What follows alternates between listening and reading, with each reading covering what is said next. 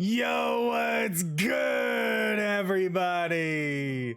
Today, we're talking about something a little bit different. We are talking about Marvel Snap.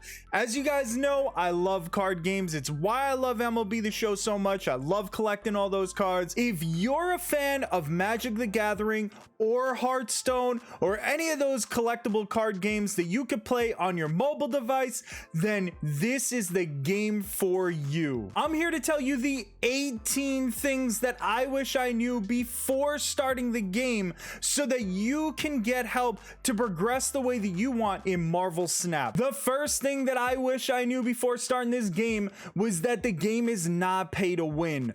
The only thing that you can buy are variants of cards that you already have, and what the variants are just different art on the actual card itself. You can't buy brand new cards. You can't buy any power in this game. I know a lot of mobile games allow you to pay money to get the best cards right away. Well, in this game, you are capped at being able to do that. It is so free to play friendly that it immediately attracted me. The number two thing that I wish I knew is that this game is actually on Steam. Right here on the side, you can see that's actually my Steam client going. It's not the mobile version of the game. You're not seeing it on my phone. You could actually link your mobile and Steam accounts together so you could play either one. All you have to do is link it through your Google accounts. The fourth thing that I wish that I had known is that the Steam and the mobile version are actually slightly different, and I'll show you what I mean right here. When you click on the Steam version, there is nothing in your inbox, but on the mobile version, I've gotten a bunch of different login bonuses, and our number 5 tip is going to be make sure that you claim your Hulk variant from the inbox, but you can only do it on mobile. As you can see, I have no messages. The only way I was able to get the variant of that Hulk card was through the mobile app, so do not forget that at all. And our 6th tip is that you want to go to the shop every single day,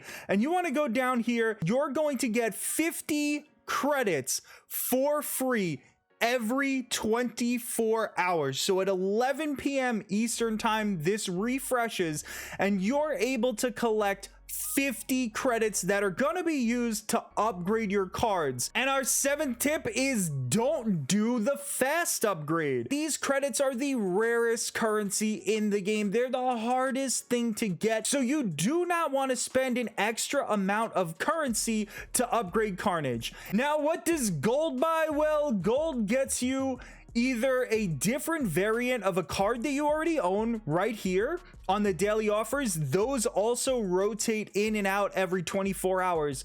Or you can go ahead and you can buy yourself credits. Now, you can buy this 500 credits for 400 gold if you decide to pay some money. You can only buy them 2 times a day. So even if you buy all this gold, you won't be able to spend it on all these credits. It's not a bad idea to buy this 500 bundle, but that's really more if you're impatient. Because if you're patient, if you're willing to, the best thing to spend your gold on is to refill this mission bar. Because when you refill this mission bar, you spend the 120 gold on it and you're going to still get the 150 credits just like it is in the store, but you're also going to get this season pass XP underneath here. If you go to the season path, it's basically going to allow you to get all these different credits and boosters and gold. And if you pay for the premium, which is only $10, and I personally paid for it because I've been enjoying this game and playing it so much, but you don't have to. Remember, you do not have to pay for any of this stuff. So that XP from the missions is going to be incredibly important. And tip number 9 is going to be that you should make sure that you take care of these missions every single day, because you have a maximum of 6 missions that you can hold at any one time. 2 missions refill every 8 hours. I try to do at least the 2 missions within the 8 hours. It only takes a couple minutes. And what are you gonna do with those credits? Well, what you really want to do is you want to upgrade your cards to get a higher collection level. Your first goal should be to upgrade your commons up to uncommon. In other words, you see this gray border right here? What we want to do is we want to go and we want to upgrade, and we want to take the collector up to uncommon, which is the green border. When you do that, it only costs you 25 credits. So you get a 50% discount, but everything else beyond that is gonna basically be 50 credits per level. I know that may sound overwhelming when you're brand new to the game, but just understand that when you upgrade a card from a gray border up to a green border, it's cheaper. It's simple as that. Tip number 11 is that upgrades are just for visual purposes. When I first started, I thought it was upgrading the stats, and it was not upgrading any stats. It just made the cards look a lot cooler. Like Hobgoblin, for example, is just kind of on a plain background. His word is coming out. But then if you go over to Sunspot, who's all the way up to this orange border, then he's popping out of the card. It's in 3D. It just looks a lot cooler. So if there's a card art that you really like, then upgrade it. Go crazy. You're gonna be upgrading cards all the time, and it's not really gonna matter which art you use. The first several cards are cards that everybody gets in their starting deck, and then you start to get other cards from pool 1. There are 3 different pools. Pool 1 basically lasts from collection level 1 all the way up to 220. In pool 1, all the cards that you pull are gonna be in a random order.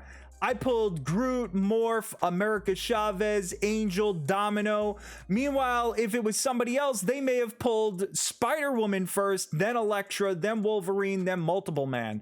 It could happen in any type of order, so that everybody's decks are going to be totally different as you're going through pool 1 and you're facing other people. And my next tip is that anybody that you face will not be outside your pool of cards. So as long as you don't get beyond level 220 and start gathering the pool 2 cards, then you're only going to face off against opponents that have pool 1 cards. The most important thing is that you remember, don't go past 220 unless you are ready to face tougher competition with totally different cards that you've never seen yet. Tip number 15 is maybe my most important tip that I can tell you, and that is that you should snap as soon as you get into a game before you reach the rank of 30, because from ranks 1 all the way to 30, you're only gonna be facing bots. A lot of people don't know that, so it's best to snap and basically bet on the fact that you're gonna win because you're playing against the computer. As you fight through the ranks, you'll know that you are in the tutorial because you will not have this season pass. You will have the basic beginner season pass, where at the end you get the blue Marvel card. You will then get the next season pass, which is basically the symbiote invasion right now, but it may be different by the time you're playing the game. But how you know the tutorial ends is when you get blue Marvel and you finish off that beginner pass. And the last 2 tips that I wish I knew were very simple. Basically, when you go and you place a card on the board and you don't want that card there, you can just click the energy button and undo all your actions, and that card will come right back to your deck. And number 18, the final tip, it's a fun one. You can go ahead and emote your opponents. So if you want to be toxic, if you know that you're going to beat them, you can go ahead and you could put that snap on, or if you want to say hello, you could give them a thumbs up. You could do all those things. So those are the 18 tips to help get you started in Marvel Snap. Those are the things that I wish that I knew before I started playing the game. If you liked the content, please give the video a thumbs up, subscribe to the channel, it helps out a lot. We're gonna be having a lot more Marvel Snap content on here, and I'm gonna let you know how I progressed quickly through the collection levels. Thank you so much for watching, and I'll catch you on the next video.